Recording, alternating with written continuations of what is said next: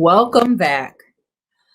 Thank you so much, ladies, for that town hall. For those of you who were able to join us for the town hall, you probably know exactly how I'm feeling. All I can say is, wow, what an amazing discussion.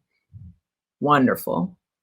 Up next, we are going to have Maya Matos, who is a solution engineer. She's a proud Afro-Latina veteran with a passion for DEI, which has been evident as she has pioneered DEI workplace initiatives geared towards sparking conversations, enablements, and enacting change throughout her career. So speaking to us today on a topic that has been very popular lately, we have Maya Matos with Between Two Worlds, Facing the Challenge of Bringing Your Authentic Self to Work. Welcome, Maya. Thank you. Thank you so much for having me. So far, the panel was amazing. I was definitely in awe. It's inspiring. So it's so amazing to be here. Yeah, it's definitely amazing to be here. It's always amazing you can get like-minded people together to discuss the realness, right? The real world we're facing. So just to get started, thank you once again for having me. My conversation topic today really gears around that notion of being able to bring your full and authentic self to work. I think it's something that we've all heard, and at least I have faced many challenges with. So as you mentioned, my name is Maya, and I'm a solution engineer. I'm located in Miami, Florida. I do identify as a proud Afro-Latina, and I am a veteran as well. So my career path actually started in the military right out of high school, and I've got a windy path into solution engineering and tech overall. That started with military, then college, and then I worked in hospitality for over 10 years, hospitality sales, and then used that to maneuver myself into technology from that point. So as many of you may know, solution engineering, a lot of what we do is tell stories and being able to explain things through storytelling. So I'm kind of doing a little bit of that today, not too much, just to kind of walk through my experience. And I did gather tons of feedback from some of my other colleagues and their experience of, in particular in the tech space, what it's like to even attempt to bring your full self to work, as well as just realizing that you even can and what that looks like, as well as some resources I'd like to provide for anyone who's trying to figure out how to do that themselves and maybe kind of a little stuck along the way. So I found myself when I decided to pivot into technology that tech has a lot of buzzwords. There's just a lot of unique terminology that's used within tech. All of us know that. And one of them was this notion of being authentic. I felt was kind of used or had elevated or moved into being a bit of a buzzword, where, for some people, you're meaning to show up honestly and without self-righteousness, to be vulnerable, to be authentic at work just means to show up 100% yourself, whether you're right, you're wrong, you're happy, you're sad, etc. And one of us, or most of us, choose to or want to believe that that is exactly the case, that we're able to just show up the way I feel today and it's okay. But I found that that wasn't always accepted. For some people, showing up authentically to work, what they were meaning is, I want you to show up the way I want you to show up. And I found myself being a little jarred by that a little bit. And recently I had a conversation through a team that is considered sort of an ERG for my organization, who's putting on programming, and we have a speaker, and he identifies with the LGBTQ community. Is also a veteran.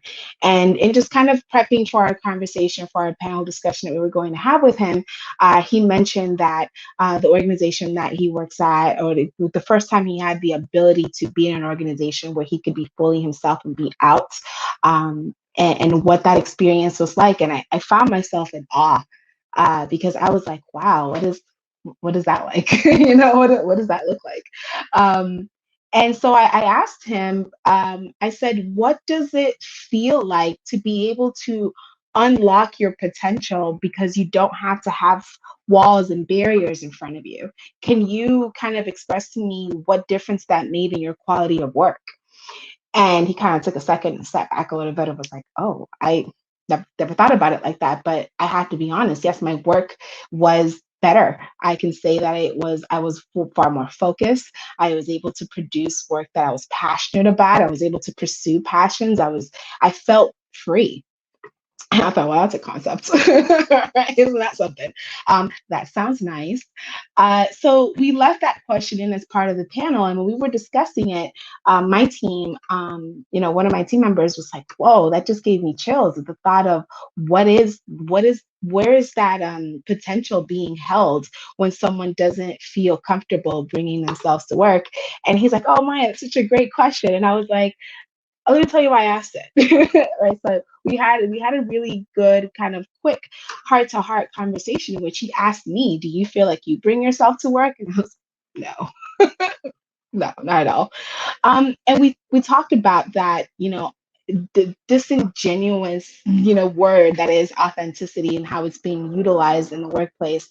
And we of course are loving that question in there. And we actually decided to start a whole series around it because we realized that, or they realized, I mean, we knew this, but they realized that we're not the only one, right? And that there is a lot of hidden potential and passion and drive, and talent that's being hidden behind walls that people have to put up or feel like they have to put up in order to be, functional at work, because they can't really feel comfortable bringing their full selves to work.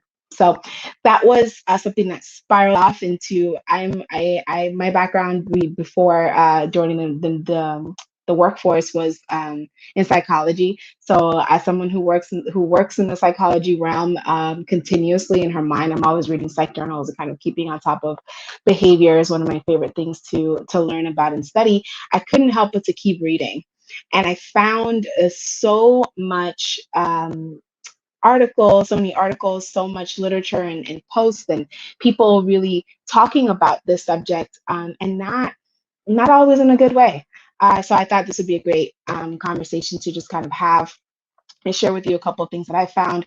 I interviewed a lot of my colleagues from diverse backgrounds and just kind of got their ideas and their thoughts on this, including people who have been in tech for a very long time, as well as people who are relatively new to technology like I am.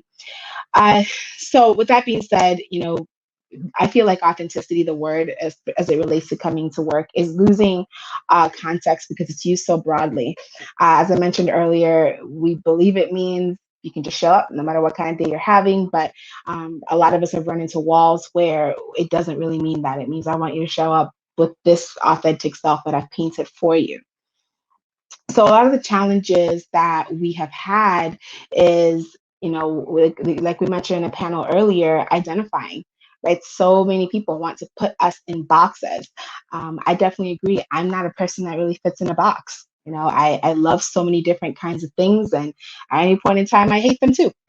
So, um, being able to be allowed to change my mind, and identify and be who I am today, is something that I always say is key in being able to bring yourself to work, is knowing that it's okay. I'm not always going to have a bad day, or today I like this thing because it was purple and tomorrow I like the other one because it's yellow. And that's okay. So I think it starts with, of course, being vulnerable with yourself and knowing yourself enough to know how much of myself am I willing to share. It's totally fine not to share it all. You don't have to. We also cope with the stress of having two selves, two, three, four, five, however many we had to come up with in order to function in different spaces. And so that was another challenge that all of my colleagues shared with me, is that they really feel like they have two selves. We know about code switching and what that looks like and how many of us are doing it on a daily basis. But beyond that, even just the people who are like, I literally am an entire other person when I come to work, right? Or I disengage because I don't feel like it's okay for me to just say what actually first comes to mind. Or when someone's asking everyone about what their favorite XYZ is, I don't feel comfortable telling them the truth, so I just make up something else, right? Or I agree with what somebody else has said just because it's easier.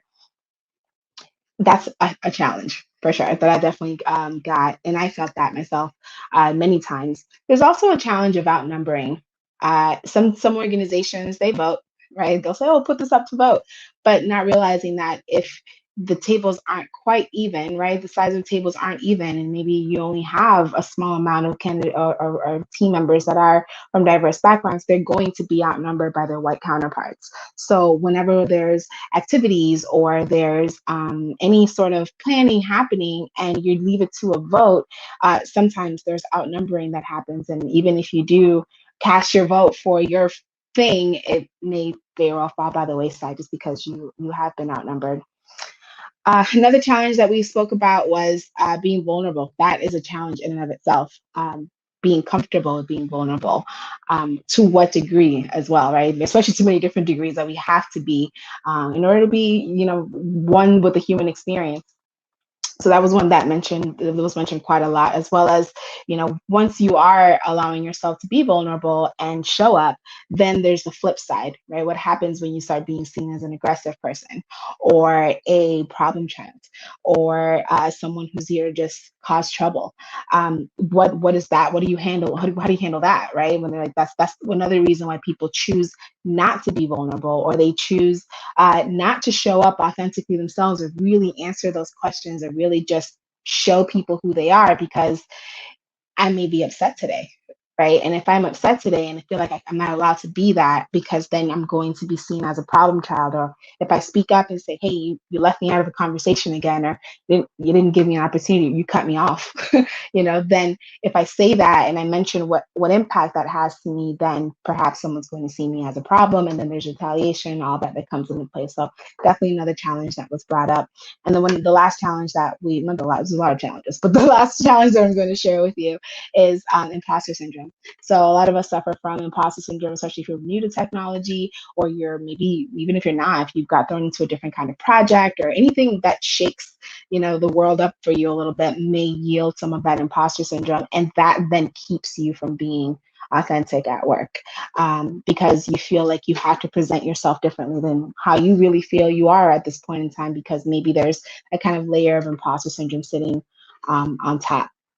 So all of these things put together are a lot of the challenges that my colleagues and I myself have experienced, as it relates to trying to figure out, how can I bring my full self to work? What does that even look like?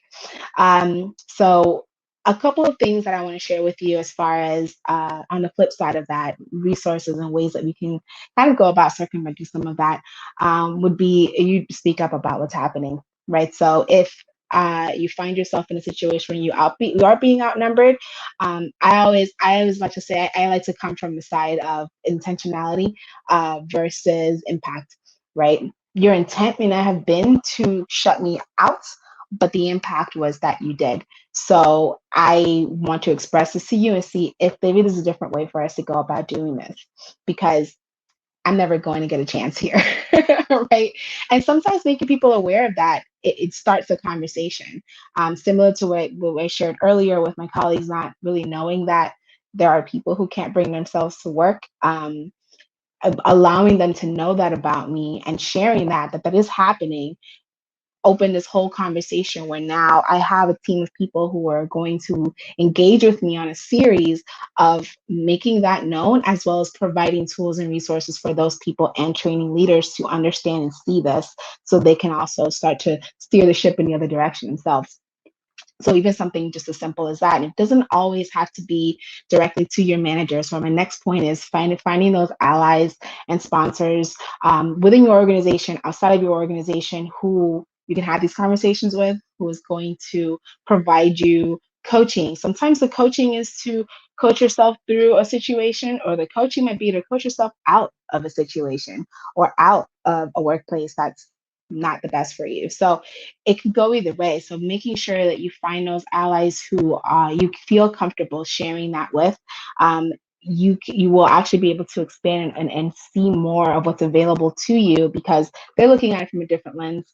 We all know the expression that, your network is your net worth. So being able to find people who can connect you to other people who have shared experiences, I will say for myself, has completely changed and shaped the way that I've been able to maneuver this space for myself. It's just finding other people who have those shared experiences and can give me their advice, or give me those gems, so that I can take those with me as I maneuver forward as well. Sponsors, super important. I think we don't give sponsors enough light. We always talk about having mentors and allies, but it's super important to have sponsors. Those are the people who are going to speak up for you when you're not around, right? They're the ones who, when they see the position posted, or they experience, they're in rooms that you're not in, and they see something that sounds a bit odd or sounds like something that can be beneficial to you, they're going to key you into the conversation, whether it's by having one with you outside of the room and inviting you into the conversation that happened, or bringing that conversation forward and bringing your name up and championing for you on the back end when you're not in those rooms. A lot of us don't, we're not in every single room and in every single space. Decisions are being made. So having those sponsors is super important. And a mentor can certainly be a sponsor. You just really have to ask. I make it known that you want to engage and you want to participate and you want these things. And if you can be authentic with that person, they can then help you be authentic with everyone else in your organization as needed. So you don't feel like you have to be vulnerable to everyone. You can just be vulnerable to that person or those people if you happen to have a few of them. So another point that we wrote down was being able to share more about yourself. So with allies and sponsors and mentors, you should be able to be comfortable starting to share more about yourself. I find I am one of those people who's super, super, super private. But even if it's as much as, oh, I really like this, or I happen to be, not really happy about that in general in life, starts those conversations, and then it kind of ripples outward where you can say, okay, this is my comfort level of where I'm okay sharing with my team, the rest of my organization, etc. This is it. Because sometimes we don't know. We feel like being vulnerable means just take the curtain off of it all, right, and just show it all, which is not the case. You are absolutely able to keep most or as much information about yourself private, but you kind of can test those boundaries with the sponsor. If you're not quite certain, where you are comfortable with, that's a good way to kind of start with that. Also, a lot of organizations have those ERGs.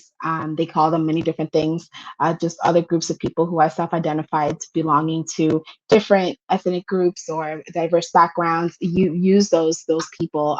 Again, that networking is important, but also if they're having events, you can then bring those events back to your team. You can say, I'd like us to support this. Right. So you don't have to be the person who comes up with those events. You can team up with the other people who are already creating programming, or do that together, and you bring that back to your team and say, okay, I really like for us to support this. It's already happening. You can do the same with national groups that are not within your organization if you don't have any, or maybe if there's no programming happening, but keeping your finger on the pulse and meeting people that are like-minded, that have already decided that we're going to change this, can help you by taking that information and bringing it back to your teams. So if they're having this type of event and that's happening and you're joining, great. I want us to participate with this next. And that will help give you that voice and help you be more authentic, because they're able to see what's important to you. So this is another great way for you to kind of have a stake in what's happening. We often have groups and teams that have, I segue a little bit into events, that have team building events that sometimes I don't identify with. Right, I definitely am one of those, where I have, it'll be something like a trivia night, for example, and it's like, that's not really my thing, right? I'll participate, but like, as the group, the organization who put this together, did you include trivia that everyone would know? Like, is there information in there that I also would know, or are we talking about things that's more relevant to the rest of the group? So asking those questions, being part of those committees whenever possible, or at least voicing your concerns with, hey, last time I noticed that we did this and I didn't really feel included because none of these topics really apply to me. Can we add this one next time? I think this is something that's broad and everyone can kind of enjoy as well. And I also understand it. Right. So sometimes, again, just kind of making that awareness be known to your team members, and be part of those planning committees whenever possible. And then the last piece I have is for leaders. Leaders, I think a lot of times take a lot of flack when they try to figure out how to engage and how to provide this community for everyone. I think the first thing is, are you providing a community for everyone? right? Kind of have to step back and think to yourself, am I really providing a community where everyone actually feels welcome? Or am I somehow forcing people to enjoy the community that I provided for them because it serves the majority here? Understanding that representation does not equal equity, right? So you can have persons in the room that are diverse backgrounds. That doesn't mean that they have equity. It doesn't mean that you're yielding equity to the rest of your organization, other people who identify as well. You have to actually create space for those people. So again, having representation is great. It helps, but it does not equal equity, because again, we know we're not a monolith. Every one person cannot speak for the rest of us. So open up that space, ask the question, and get to know the people who are actually creating the work, who are actually doing the work, and ask their opinions, see how they're feeling. Because again, it's really easy for us to say, well, we have a table and it's got, everyone in it, so we're good here, right? Like, not necessarily, because we all have different views, even if we guys self-identify with the same under the same guise of what we consider ourselves to be. Also, for leaders, you have to be intentional. I feel like this goes on both sides, right? Just as the person who is speaking up, and you're intentional in the way you're speaking up, you're thought thorough, and you have something that has been thought through. Intentionality has to also come on the other side. You can't just say we want to build diversity and then walk away. It's not going to build itself, because if the answer was just that simple, we wouldn't have this problem, right? We wouldn't be in this situation. So you have to be intentional with how you go about creating groups. You have to be intentional as a leader. Am I giving everyone a fair shot here? Is everyone getting a chance to hold the mic? If we have a meeting and there's one person who doesn't ever get the chance to speak, can I maybe speak with them and say, hey, is everything okay? Can I help you, right? Can I help you with something, and as far as getting the words out? Or maybe you just ask them what their opinion is on something, so they're not getting shut out, and make sure that they feel like they're welcome in this table as well. Be an ally, right? Be an ally, be a sponsor. Again, giving people that don't have that voice a voice, being that champion when they're not in the room, intentionally doing so is also really important for leaders to understand. And then also understand that we have different levels of comforts. Some of us are introverts. Some people are not, the kind of people who just want to share to the world, and you have to understand that. And you have to make space for those people as well, right? Understanding that everyone comes from a different background. Today I might like anime, tomorrow I don't feel like talking about anime. So don't brand me as Maya equals anime, because that's not just who I am. I'm a lot of things, right? If you try to fill the list can get pretty long. And tomorrow I might say I'm interested in all kinds of other things. So be mindful of that, and encourage people to be curious, encourage people to follow their passions, but don't try to put them into boxes, because we don't belong there. And lastly, I just want to say all relationships take time. So as you're building these kinds of relationships, be mindful of your team, be gracious, right, with one another, open those communication lines, try these things out. If you're not finding any traction, try those organizations outside of your organization, reach out to people in your network so you can network and get their advice, and see what they have done that has worked. And lastly, if you're in a workplace that doesn't accept all of you at all, then maybe you start to look for your network to help coach you out of that situation, because either you're in the wrong team or in the wrong organization altogether, because you should never feel like you can't speak up. If you feel like you cannot even begin to start the conversation, then maybe it's time to start looking for a coaching out situation, which doesn't necessarily have to happen right away, but will ultimately yield somewhere where you can find a place that you actually can be yourself, or at least start to do that by taking those baby steps and being part of those committees and planning events and sharing any volunteer work that you do. And if you start feeling comfortable doing that, people will start to know you a bit better. So all in all, I just want to say thank you so much for letting me be a part of this conference. It's been amazing. I can't wait to sit and listen to the rest of the speakers. But I really just want to leave you with those words of be yourself. You know, you don't have to be yourself, but carefully. Start to find those organizations and people that you can align with that will provide you that space. And if that space is not available to you, then again, it's time for you to start looking outward, look at other groups outside of your organization, as well as people that will help coach you out of that situation, so you can find a place where you really can thrive, because we all deserve to thrive.